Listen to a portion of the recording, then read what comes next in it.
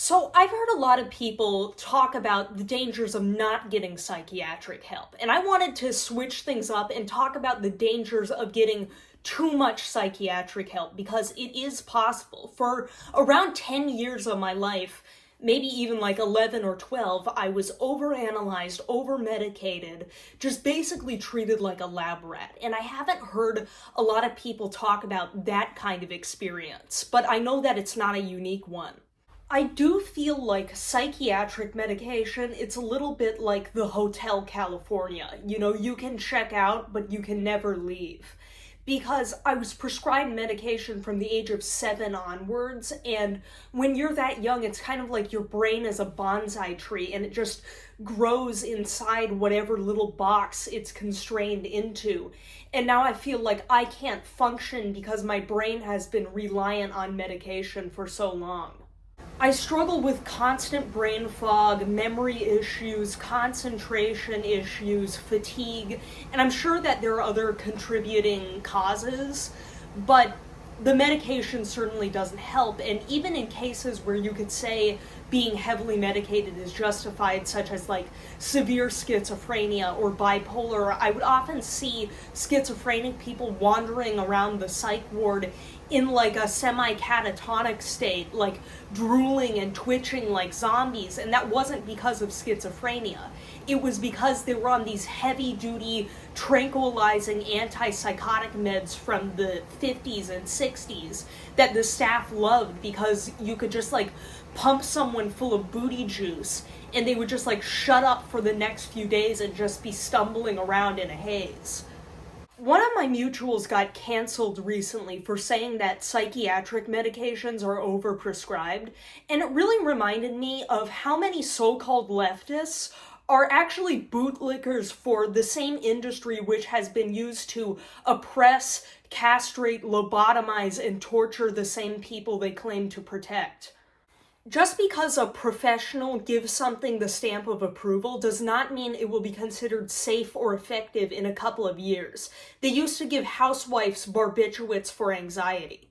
And why are we sending cops into schools to lecture kids about the dangers of drugs when we're giving 4-year-olds meth because they can't sit in a chair still for 3 hours straight? I'm sure that there are a lot of great people who go into therapy or nursing as a line of work, but I can also guarantee you that the most evil bitch you've ever known is studying up for her master's in nursing or psychology right now. I think that a lot of people go into nursing or psychiatry or even like being a teacher for the same reason that people will become cops. It's not so much about protecting vulnerable people as much as it is having control over someone who's weaker than you. The weirdest part is that even after all the malpractice and mistreatment that I was subjected to and other people were subjected to, I started to develop like Stockholm syndrome after a while. I didn't want to go home. It's kind of like how if you raise a baby in this super clean, sterile environment where no germs can get in, they go out into the real world and then they catch a cold and die from it. Like, I didn't want to go back to the real world, because why would I? I wanted to be surrounded by people who understood me. I didn't want to have real world responsibilities. I wanted to feel like I was being cared for unconditionally. My abandonment issues became worse because I would project these parental roles onto staff members and therapists, because sometimes they would be the only adult role models that I had in my life who would be there for me because, you know, they were getting paid to act like they cared about me. And then, of course, they would get ripped away from me, and the cycle would repeat over and over and over again. If you would have gave younger me the option between going to school or going back to the mental hospital, I would have chosen the mental hospital every single time, even if I was going to be subjected to malpractice there, because imagine what they were doing to me at school. And then if you admit this out loud, people will say, oh, you're romanticizing it. But you can't really understand unless you've actually been through it. As I grew older and I realized that the clock was ticking and people were gonna expect me to start acting like a responsible adult soon, even if I still felt like this same broken, lonely kid on the inside, I started to develop an eating disorder, and that was part of it. Because the thing is, when you're really skinny looking and sickly and frail, you look like a kid and people want to take care of you as if you're a kid. Like, they don't want to push you too hard because they think that you might break. Despite the fact that I spent years in these facilities being forced to fill out these worksheets about coping skills, I feel like I never really learned how to deal with my emotions, just to cope with them. Which basically meant just shoving the feelings underneath a rug and trying to distract myself until they would inevitably come up again. I don't think that at any point in my life I needed to think harder or think more, especially not think more about my problems. I had this idea that if I just psychoanalyzed myself a little harder, if I talked about it a little more in therapy, I would finally get down to the root of the issue and understand the answer to everything.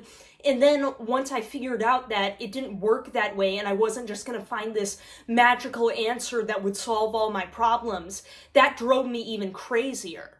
I've noticed that as more and more people go into therapy, it's like every single aspect of the human experience gets compartmentalized and labeled.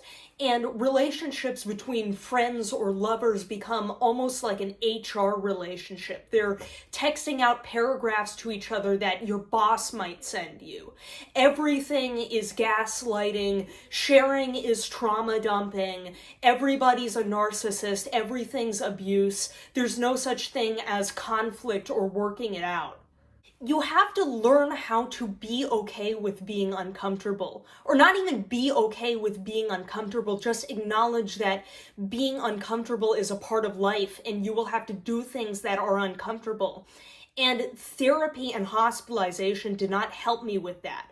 I grew to view things in a very black and white way. I thought everything was personal and everybody was out to get me. And if you're not on my side all the time, then you're against me.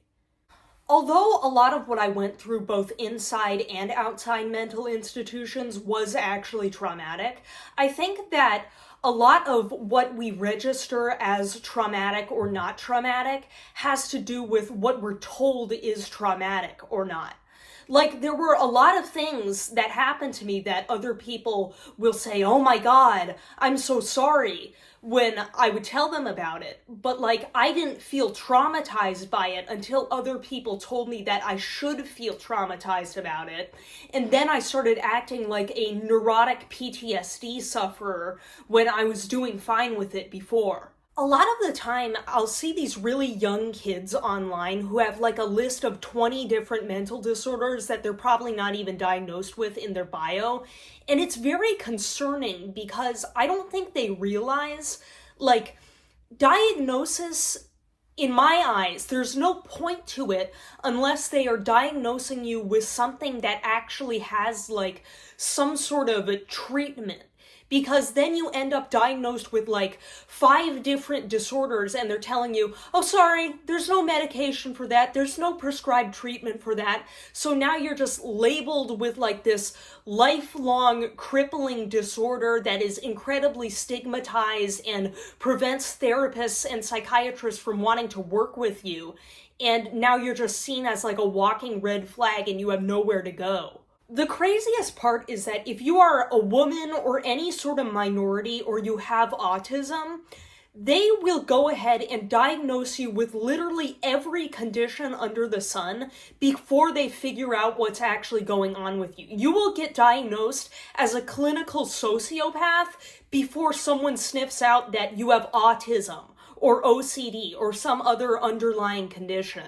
I had the most bizarre obsessive compulsive behaviors. I was convinced that I was gonna snap and transition at 50, by which age I would already be married and have kids and end up traumatizing my children by suddenly becoming transgender. I was obsessed with my digital footprint and I would make hundreds of different phone numbers and email accounts so nothing would get traced back to me. I was terrified of being a bad person person, so I would donate like all the money in my bank account to charity and nearly went broke because of this, because I thought it would like even the karmic scales or something like that. And somehow nobody in 10 years of therapy picked up on the fact that I could possibly have OCD.